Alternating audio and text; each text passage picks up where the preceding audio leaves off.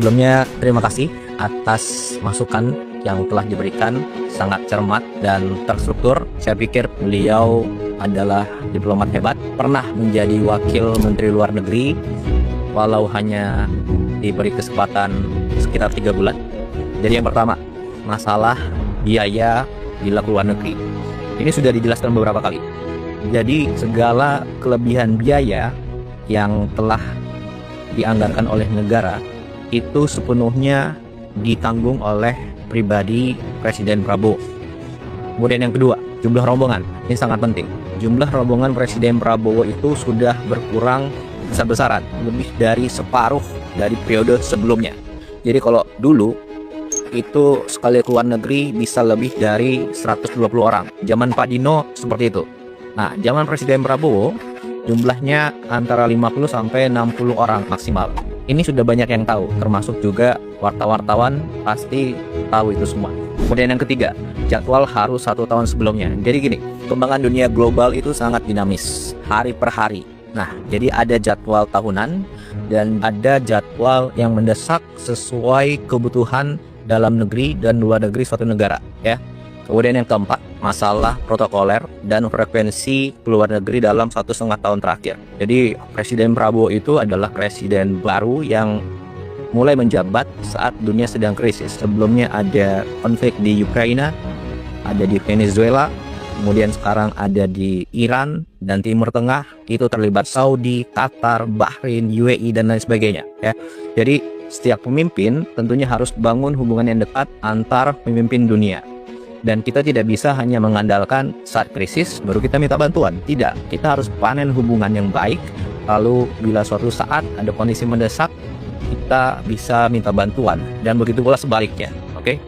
Untuk itu perlu kedekatan pribadi, kedekatan emosional antar pemimpin, baik secara langsung, diliput media, ataupun tertutup. Nah, itulah diplomasi.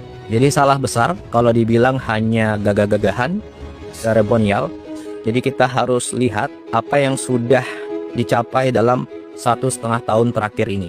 Yang pertama, Indonesia masuk BRICS. Manfaatnya apa? Ya sekarang ini, di tengah konflik krisis dunia, situasi negara terjamin.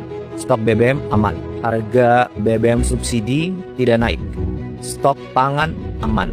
Kemudian yang kedua, tarif 0% di Uni Eropa. Ada 25 negara di situ.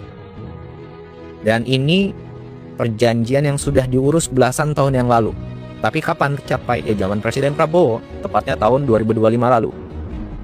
Kemudian yang ketiga, total investasi yang masuk dalam 1,5 tahun ini adalah sekitar 2.430 triliun. Itu data dari BKPM.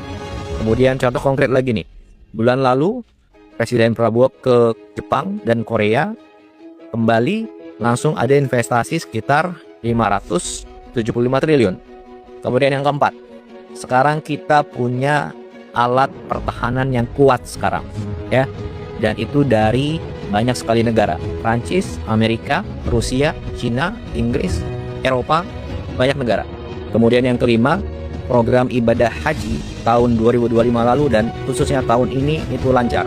Nyaris tidak ada kendala-kendala yang signifikan. Indonesia adalah negara satu-satunya yang punya perkampungan haji di Arab Saudi. Dan Saudi sendiri mengubah undang-undangnya agar suatu negara mempunyai lahan di situ untuk digunakan oleh jamaah haji. Kemudian yang keenam, Presiden Prabowo betul-betul berperan aktif di Palestina. Apa buktinya? 1, kita ada drop off logistik dari udara. Sudah beberapa kali. Tidak semua negara bisa. Kenapa? Itu harus ada diplomasi dengan negara-negara yang wilayah udaranya dilewati oleh pesawat. Kemudian yang kedua, kita kirim kapal rumah sakit ke Palestina. Kemudian yang ketiga, kita menyekolahkan anak-anak Palestina di universitas di Indonesia. Sekarang mungkin sudah sampai 100 orang yang sudah sekolah di sini dan lain sebagainya. Kemudian yang ketujuh, baru minggu lalu ada WNI yang diamankan pihak Israel di Laut Bebas, dan lewat diplomasi dari Menteri Luar Negeri dan teman-teman Kemlu selang beberapa hari kembalikan ke Indonesia. Jadi ini lewat diplomasi yang baik diberitakan maupun yang tertutup, gitu ya. Dan ingat, yang tadi saya sampaikan adalah hasil konkret nyata 1,5 tahun terakhir. Dan semua itu adalah diplomasi yang dilakukan oleh Presiden Prabowo lewat berbagai macam cara, baik yang dipublikasikan maupun tidak dipublikasikan. Karena yang terpenting bagi kami adalah hasil konkretnya. Itu yang kita utamakan.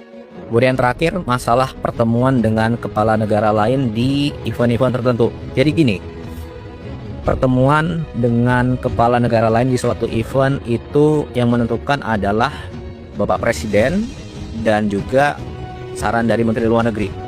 Dan beliau-beliaulah yang mengetahui mana yang prioritas, mana pertemuan yang harus diutamakan, mana pertemuan yang bisa langsung ataupun cukup menggunakan telepon, mana pertemuan yang perlu diberitakan, mana yang tidak diberitakan. Dan saya rasa semua diplomat hebat tahu itu. Jadi kurang elok rasanya kalau itu masih dipermasalahkan, ya. Jadi ruang untuk setiap masukan tentu kita terima, tapi jangan sampai kita mengaburkan fakta tentang semua hasil yang telah kita capai.